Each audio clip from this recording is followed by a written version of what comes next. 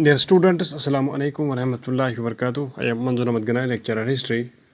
Our today's topic for 12th class students of history subject is a short description of 4 main Sufi silsilas in India and a description about the Chishti Khanqah.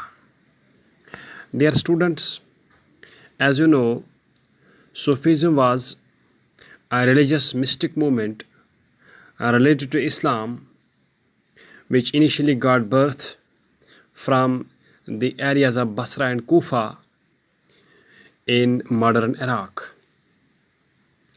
And with the passage of time, this Sufism became a worldly movement, well-established movement, and this Sufism spread to different parts of the world. However, with the passage of time, different scholars viewed the teachings of Sufism in different ways, in different manners. Means the different scholars, different intellectuals, different Sufi saints viewed and interpreted and analyzed the teachings and the principles of Sufism in different ways and different perspectives. As a result, Sufism got divided into a number of sects, and the sects into which the Sufism got divided were known as silsilas. And when we talk of the Sufi silsilas or Sufi sects, which we also call Sufi orders, and what were the Sufi orders, Sufi silsilas? These were basically the teachings of Sufism which were interpreted and analyzed by different scholars in different ways.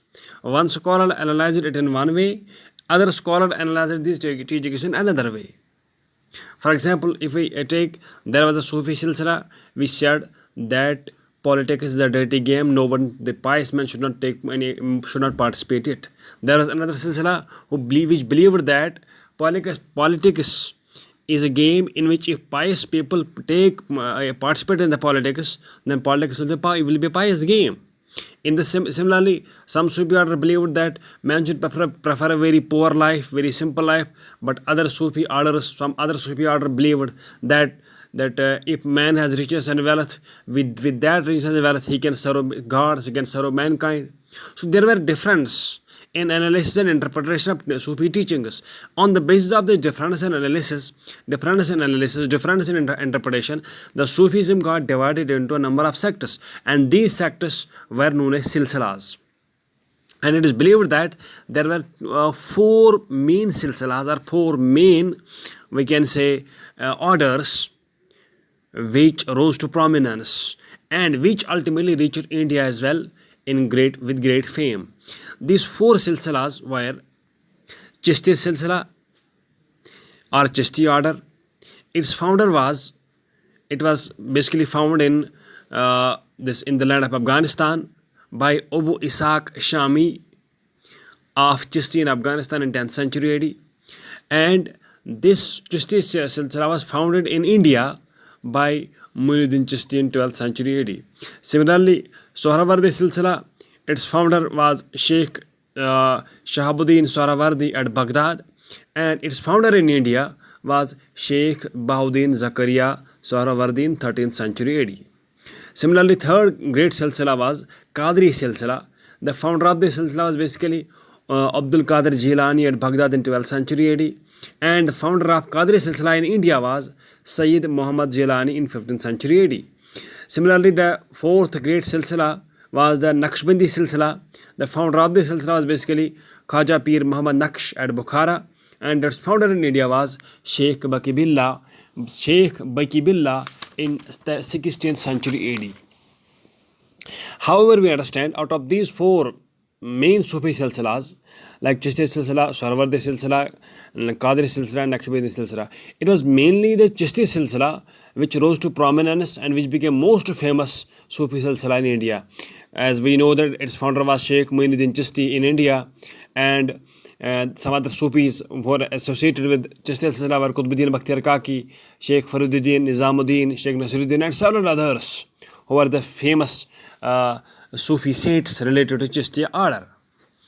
Now, an integral part, a very important part of the Chishti Sufi Silsila was the Khanka.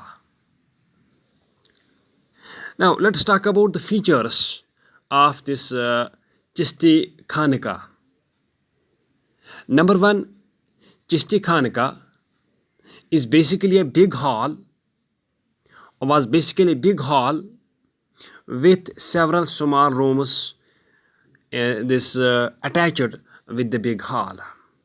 Number one. Number two, this Khanka, which had a big hall, it was basically a center of social life. Means the people from different social backgrounds, diverse social backgrounds came here, sat together, ate together, prayed together, slept together, and listened to the teachings of the Sufi saint with the passion and with vigor in the Khanka. Number next, the Sufi saint in the Khanka, who was known as the Sheikh. The Sheikh used to be the center of all activities in the Khanka, because it was basically the Sufi saint who resided at a particular place, and it was at that place then a Khanka used to be built. The people used to build a Khanka over there at the place where the Sufi saint lived. So therefore, this Sufi saint, just the Sufi saint, was known as Sheikh, used to be the center of all activities, as people from diverse backgrounds like soldiers, slaves, singers, poets, merchants, rich people, poor people, all came here. They found it, they would take pleasure, rather they would feel enthusiastic, they will feel energetic to spend a few moments in the company of the Sufi saint. They would seek his blessings and prayers. They would ask for the redressal of their worldly and health problems by using his spiritual powers. So that's why we say this Sufi saint, the Sheikh, was the center of all activities in this Khanka. And number next, the Sufi saint used to live in a very small room in the close proximity of the big hall in the Khanka. Number next, those who used to come here in the Khanka, they were provided langar.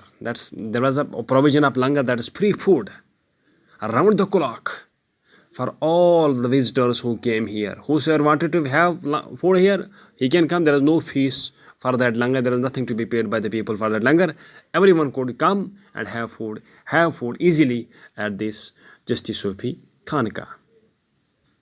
And we also understand there used to be the rush of people from morning till evening, and the main purpose of the people over there was to have a social gathering, sit together, pray together, and more importantly, spend some moments in the company of the Sufi saint. Thank you.